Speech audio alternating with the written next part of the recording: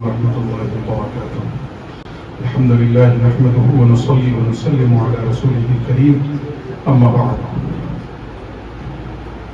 فأعوذ بالله من الشيطان الرجيم بسم الله الرحمن الرحيم ولا تكونوا كالذين نسوا الله فأنساهم أنفسهم أولئك هم الفاسقون صدق الله مولانا العظيم. درود پڑھیں اللهم صل على سيدنا وشفيعنا ومولانا محمد وعلى آل محمد بعدد كل حسنه وجماله وبارك وسلم. اللہ رب العزت فرماتا ہے ولا تكونوا كالذين نسوا الله، ان لوگوں کی طرح نہ ہو جانا جنہوں نے اللہ کو بھلا دیا. تو اللہ رب العزت نے بدلے کے طور پہ پھر ان کے ساتھ کیا کیا؟ تو خود اللہ فرماتا فَأَنْسَاهُمْ أَنفُسَهُمْ. اب اس کا ترجمہ میں یہ کر رہا ہوں تو اللہ نے ان سے ان کا اپنا آپ بھلا دیا. جنہوں نے اللہ کو بھلایا تو اللہ نے بدلے کے طور پہ ان کی اپنی شخصیت کو بھلا دیا کہ میں کیا ہوں، میرا وجود کیا ہے اور میری حقیقت کیا ہے. جو پوری گفتگو ہو رہی تھی اس حوالے سے اگر یہ کہہ دیا جائے کہ انسان کی جو اصل حقیقت اس کی روح ہے وہی اس کی اصل حقیقت ہے.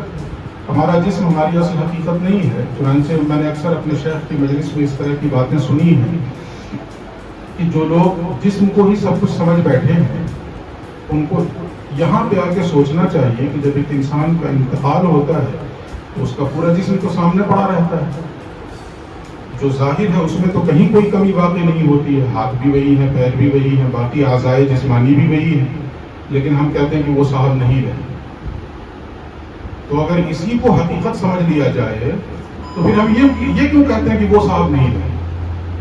ہمارا ایک عام انسان کا بھی یہ کہنا کہ فلاں صاحب نہ رہے، اس کا مطلب ہے کہ کہیں نہ کہیں اس کے تحت شعور میں یہ چیز ہے کہ وہ جو صاحب ہیں وہ یہ نہیں ہے جو دکھ رہے ہیں، وہ صاحب کوئی اور ہے. وہ صاحب ہیں کون؟ جو اس کے نہا خانے میں ہیں، ہم سب کے نہا خانے میں ہیں. اللہ رب العزت کو ہم نے بھلایا تو اللہ رب العزت نے سزا کے طور پہ وہ جو ہماری اصل حقیقت ہمارے نہا خانے میں ہے ہمیں بھلوا دیا. ہم اس کو بھول گئے. اس پوری گفتگو کا ماحصل یہی ہے کہ ہم اس کو یاد کریں. ہم کون ہیں؟ میرے شیخ کا ایک شعر مجھے یاد آ رہا ہے یہاں پر، بے خبر پہچان اپنے آپ کو، بے خبر پہچان اپنے آپ کو، نور قدسی جان اپنے آپ کو. بے خبر پہچان اپنے آپ کو، نور قدسی جان اپنے آپ کو. حضرت آدم علیہ السلام کا پتلا تیار ہو گیا تھا. اگر دیکھا جائے تو جو مسجود ملائکہ ہے وہ کیا ہے؟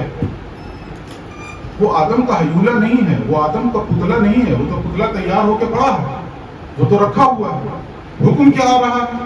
فَإِذَا سَوَّيْتُهُ وَنَفَخْتُ فِيهِ مِن رُوحِي فَقْعُوا لَهُ سَاجِدِينَ. جب میں اس کے حیولے کو اور اس کے پتلے کو تیار کر لوں اور پھر اس میں اپنی روح میں سے پھونک دوں تب تم سجدے میں گر پڑنا.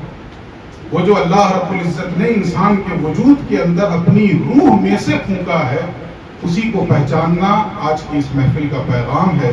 ہم یہ کوشش کریں کہ اپنی اس حقیقت کا ادراک کریں اور اللہ رب العزت نے سزا کے طور پہ فَأَنْسَاهُمْ أَنفُسَهُمْ جو ہمیں اس حقیقت سے غافل کر دیا ہے اللہ کے حضور توبہ کریں اور اس حقیقت کے ادراک کے لیے ان مشائخ کی صحبت اختیار کریں. عجب نہیں کہ ان کی صحبت سے ہمیں اس حقیقت کا عرفان حاصل ہو جائے. اللہ رب العزت ہم سب کو کہنے سننے سے زیادہ عمل کی توفیق بخشے. السلام علیکم ورحمۃ اللہ. بہت اچھی